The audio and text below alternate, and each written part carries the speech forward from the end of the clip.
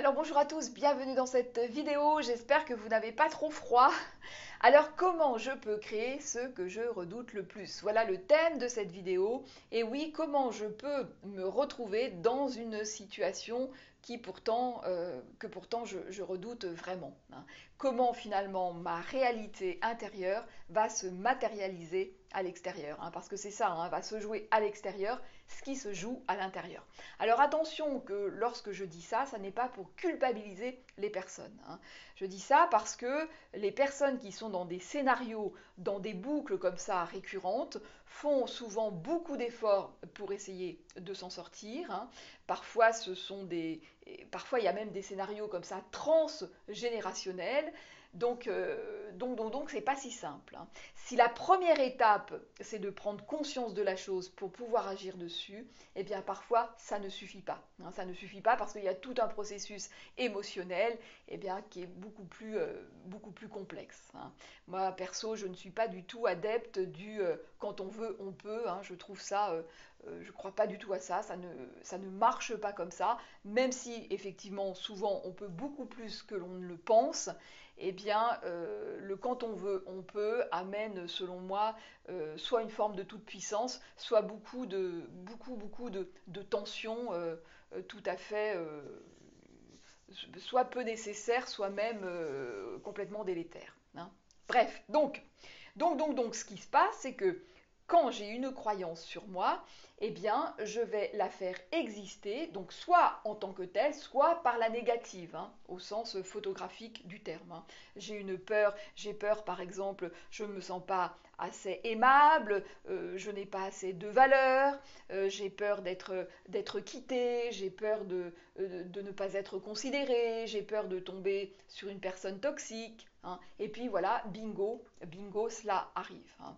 Je suis tellement focus là-dessus, hein, je mets tellement une tension, mon énergie sur la chose, à essayer de compenser cela, que je la fais exister. Ou alors que je vois la chose uniquement par ce prisme-là, hein. Je vais être en hyper vigilance sur tout ce qui pourrait valider ma croyance, hein. Je vais regarder les moindres détails et ma personne, mes paroles, mon comportement, mon énergie va être complètement concentrée sur cette chose-là et donc va la faire exister. Ou alors, encore une fois, ça va être mon prisme d'analyse, hein.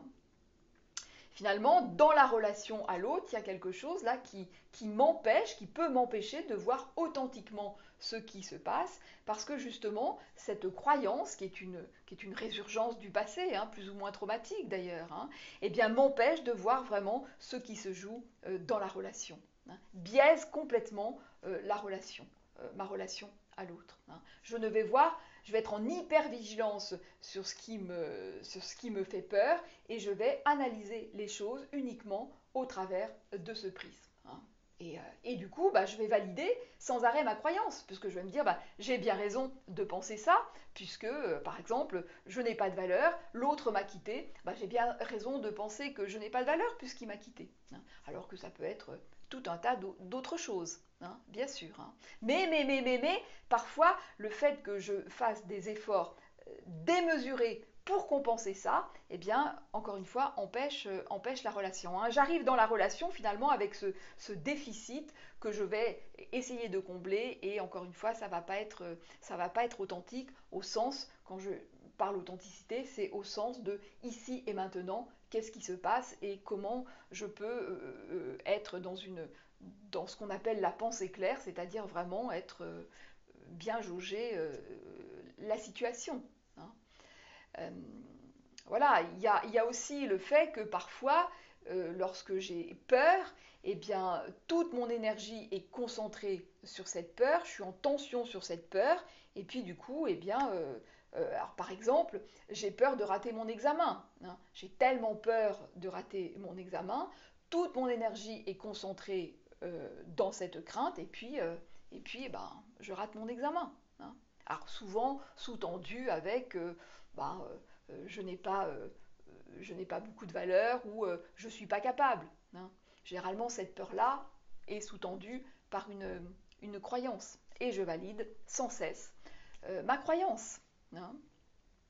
Alors aussi un autre exemple qui est un petit peu différent, l'objectif inconscient, mais qui malgré tout est un petit peu du même ordre.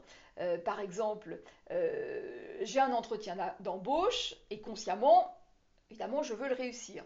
Mais inconsciemment, comme j'ai une petite croyance que je n'ai pas beaucoup de valeur, eh bien, inconsciemment, je veux prouver à l'autre que j'ai de la valeur. Et dans mon entretien, eh bien là aussi, au lieu d'être en authenticité, c'est-à-dire vraiment écouter ce que l'autre me dit, qu'est-ce qui est important pour l'autre, comment je pourrais me vendre de la façon la plus juste possible, eh bien je vais être mobilisée par cet objectif inconscient, par prouver à l'autre que j'ai de la valeur, et l'autre, ben, qu'est-ce qu'il va entendre? Il ne va entendre que ça, hein, que mon doute. Hein. Et voilà, alors donc je vais faire ça une fois, 2 fois, 5 fois, 10 fois, et là je vais vraiment me dire que décidément je n'ai pas de valeur. Hein. Ou alors me dire, bah finalement la vie est pourrie et c'est tous des cons. Hein. Il y a vraiment les deux, soit je retourne le truc contre moi, soit finalement je deviens en agressivité par rapport à l'autre. Hein.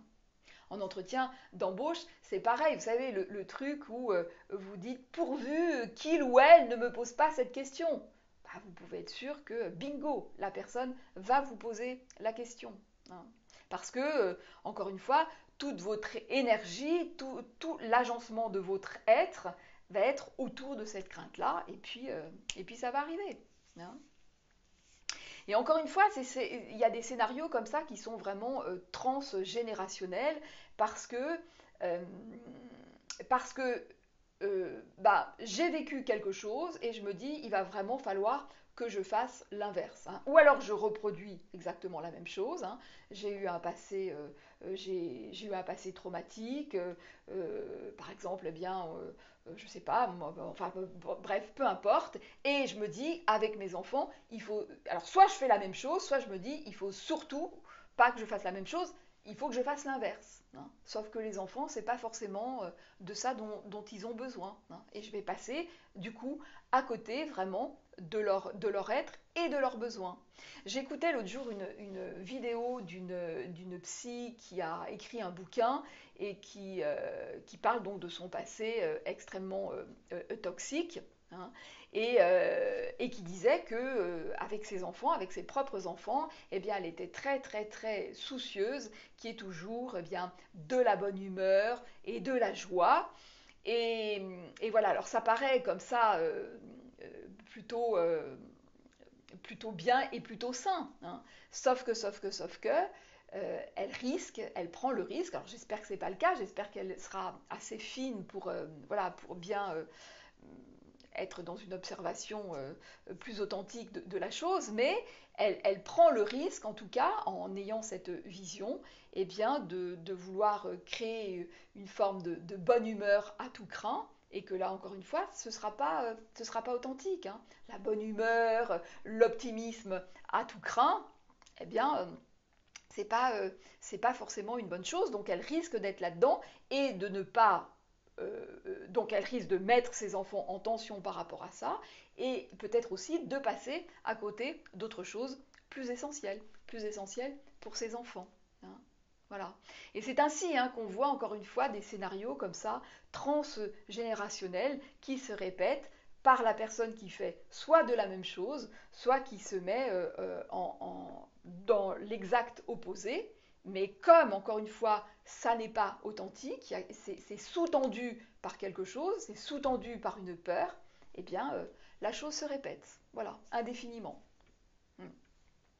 C'est très important hein, de se rendre compte de cela et comment être le plus possible en authenticité dans l'interaction.